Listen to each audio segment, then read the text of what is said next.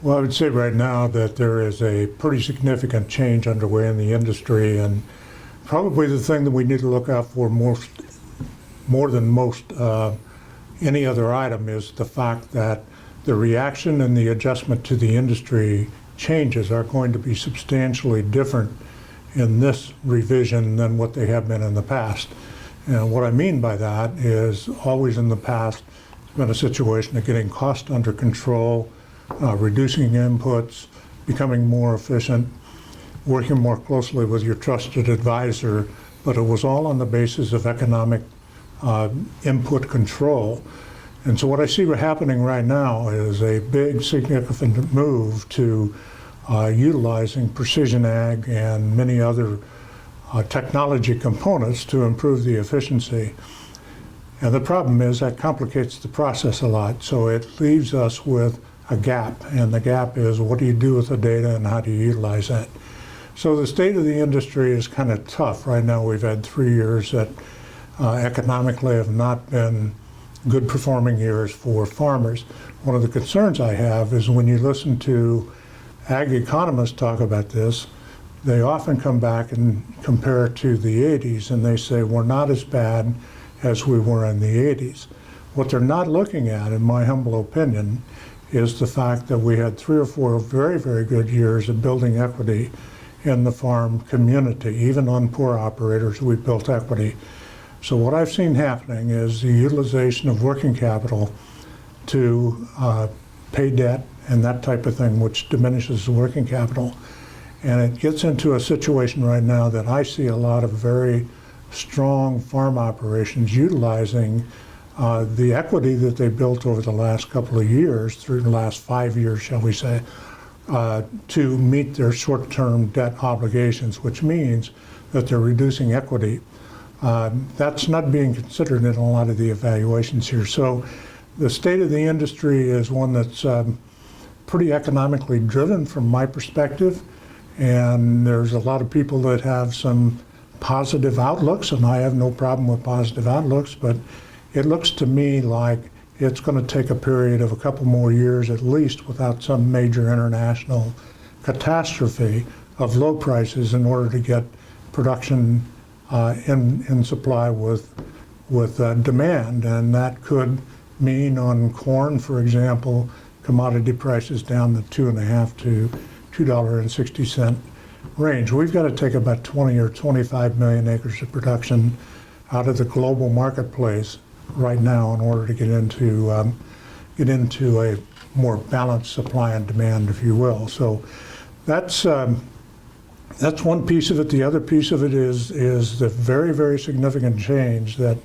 I think all of our suppliers really need to look at, and that's the fact that when this economic reset completes, and it will, the customer you were dealing with 3 years ago is not going to be the customer you're dealing with when this economic reset occurs.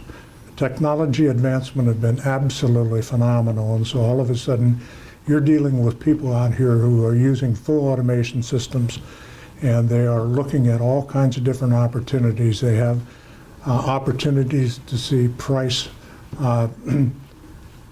openness through FBN and many other companies that are moving into this marketplace. And so it really gets down to what do you do to differentiate yourself as a trusted advisor where you bring value to the farm customer that no one else can bring. That will be the difference. So that's kind of the state of where we are right now, trying to figure out how do we balance all of this and how do we make it through the rough economic times. And those people who are looking forward and planning forward are going to do very, very well. Those people who have overextended and are not planning forward are going to have some real difficulties within the next couple of years.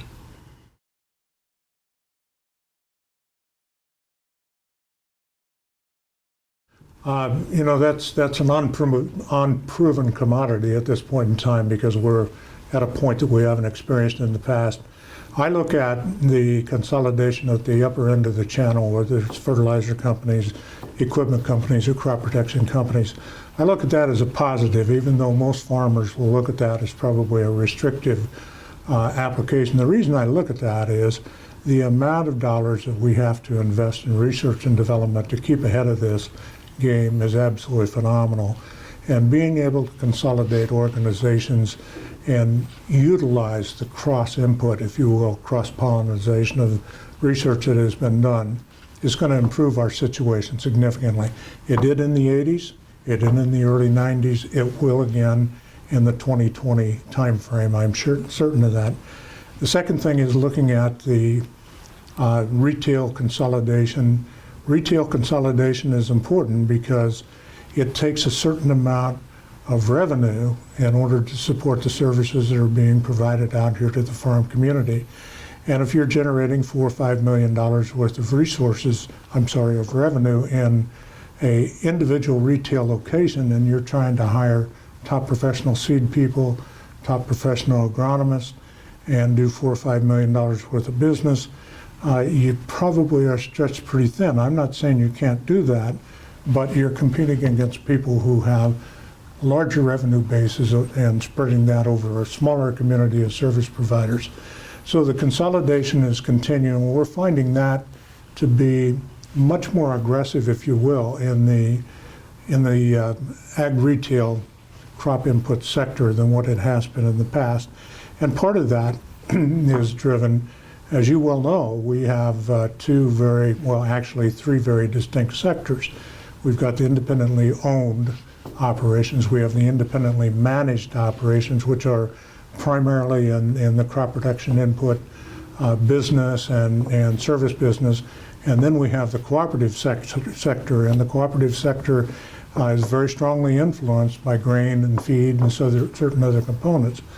The recent announcement by Smithfield that they're no longer going to buy from feed manufacturers and from local grain elevators and begin to go direct to the farmer is making a real distinct difference on how we look forward in that particular area. So what's happening if you are a 10, 20, 30 unit retail outlet as a cooperative, you may not have enough grain volume to be able to go direct into some of these markets that you need to. And that's driving a lot of the consolidation. And of course, that also brings with it the efficiencies of the agronomic function as well. The third thing that's happening right now is and we're not seeing it yet, but believe me, it is happening. And that is the significant consolidation at the farm level. This is going to be something very, very different than what we saw in the 80s, because in the 80s, what happened, we had relatively small farm operations, maybe that had 2,000 acre farm operation, but when the banker pulled the plug and he said, I can't give you an operating line, your choice was to call the auctioneer and go look for a job in town. The choice today is much, much different because you have people who have leveraged the opportunity and they have new, extensively professional lines of equipment. They have access to large amounts of ground. So you may have a young, aggressive, very talented farmer who overextended and has access to 5,000 acres of ground. And he's got Joe down the road who has built an equity over a period of time and not been quite as aggressive because of his age or whatever. You're going to find the young, aggressive guy going down to Joe and saying, look, this is a way we both can reduce our farm operation costs. And I want to farm. And so if I can utilize your credit line, you can utilize my youth, my equipment, my access to land. So you're going to find those kinds of things in 20 different variations that are going to take place. But the big key is 3 to 5 years from now, 5,000 acre growers will be 10, 10,000 will be 15 or 20, and you're just going to see that happening because of the technology efficiency. So, it's a challenge because when you try to evaluate how consolidation is going to impact your business, you don't have a template, you don't have a roadmap, you don't have an experience in the background. So that's why I say the people who are really sitting down and planning this out and looking at the global markets have the opportunity, especially if they've got the financial resources behind it. And the ag retailers, part of that is how do I provide value to that consolidated operation? And there are many ways to do that, but not the ways we used to do it in the past.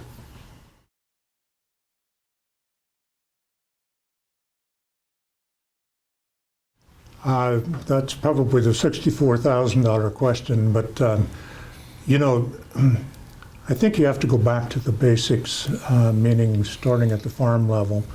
And this is where I think the major change is going to take place.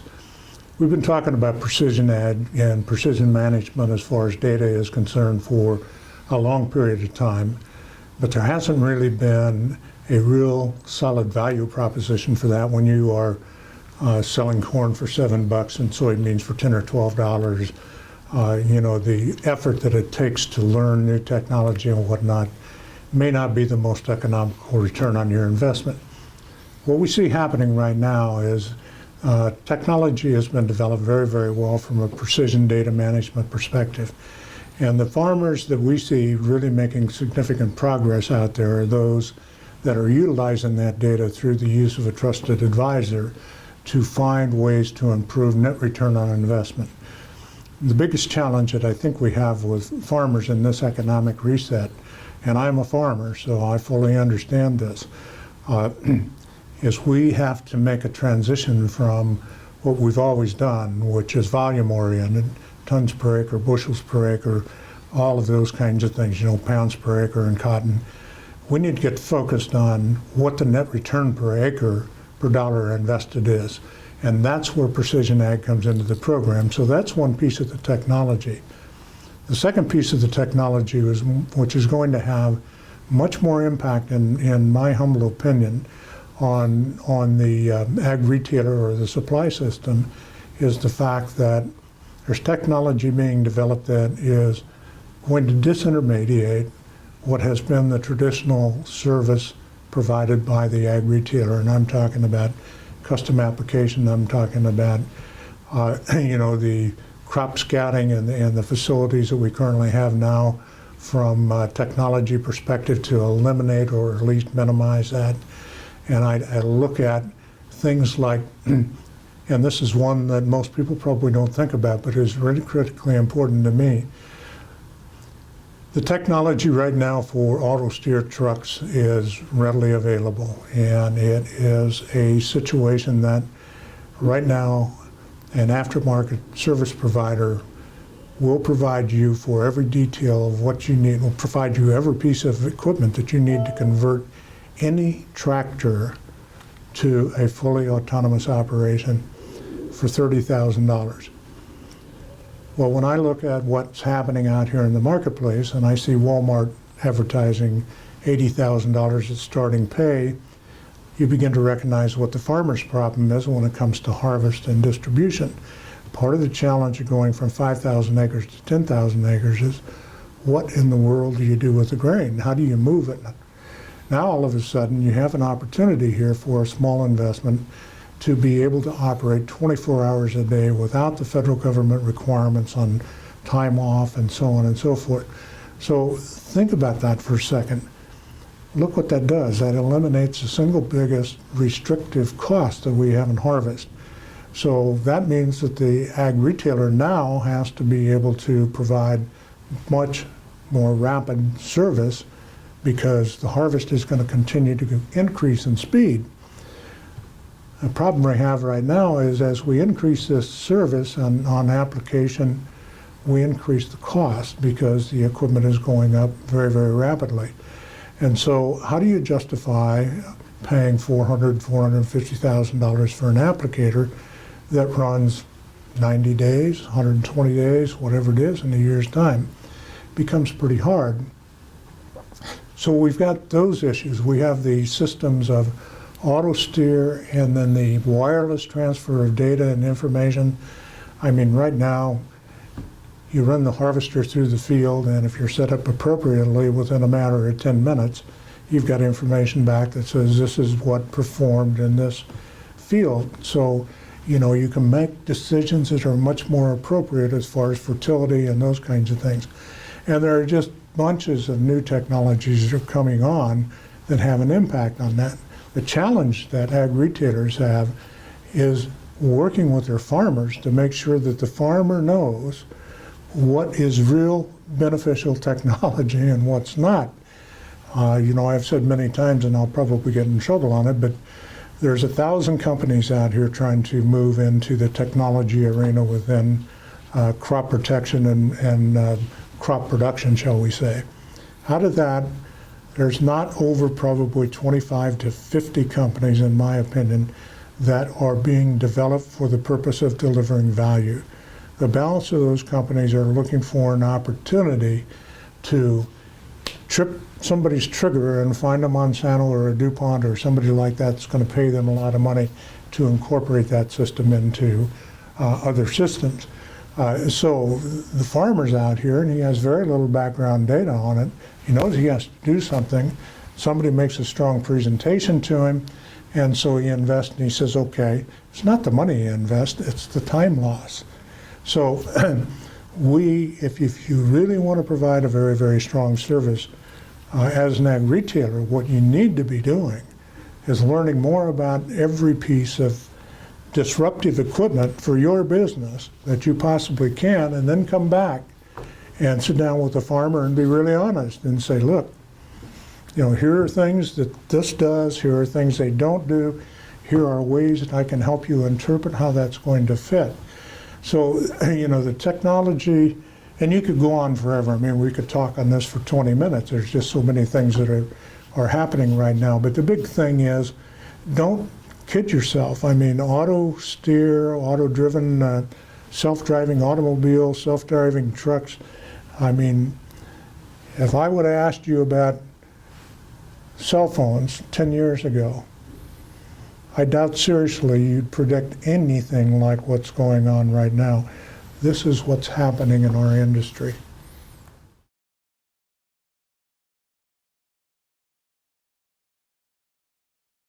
I'd like to start out a little bit by just talking about one of my favorite leaders in the country, and that's Jeff Immelt with GE. And basically, he said, we're an organization of 330,000 people, and we have to change.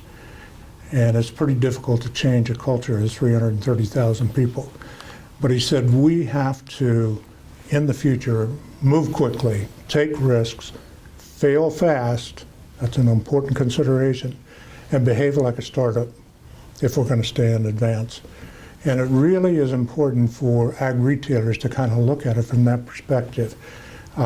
Because many companies are afraid to fail. Failing is not bad as long as you identify it quickly and you make the modifications. What I think has transpired over the last 50 or 60 years is the development of, the trusted advisor. And, we need to really think about why we got to where we are. And are you ready to give it up? This is my question to every retailer out here. You've created the trusted advisor relationship with your customer by doing the following things. You had trust based on sincerity and honesty in all that you provided. Ethical in the performance of every service you provided to that retailer. Knowledge of all things agronomic, not just weed control, not just insect control. Innovative in understanding how various systems interact. This is a new area, but it's critically important. Professionalism in every answer, suggestion or evaluation. Futuristic, and this is really the important thing. Farmers are looking, or growers are looking for people who are helping them see the future and helping them develop their approach. An uncanny understanding of developing technologies and how they will apply to the farmer operation. And this is the most important one, and this is the one that creates the differential today, 5 years ago, and will in the future. Focused. And that says always unquestionably focused on what is best for them, the customer. It meets both their needs as a person and as a customer. When you start putting those pieces together and you focus on dealing with the farmer and saying, look, here's the technology. Now, I'm not going to tell you the technology is wrong to protect my job. I'm going to tell you the technology has good application. Let's you and I figure out how we do this together. And I look at it, the next agricultural era, if you will, is the era of precision ag. I feel that very, very strongly. And the people that are not going to participate, not going to make the investment in that, are probably not going to make the transition. Now, what they can do, or what they will do, is they'll transition into a supply point, and that's all well and good if that's what your desire is. But the place for profitability and joint ventures and opportunities to build relationships with farm customers is readily available right now. Why in the world would you go out and buy a $500,000 sprayer when your farm customer, 2 or 3 of them, have one sitting there?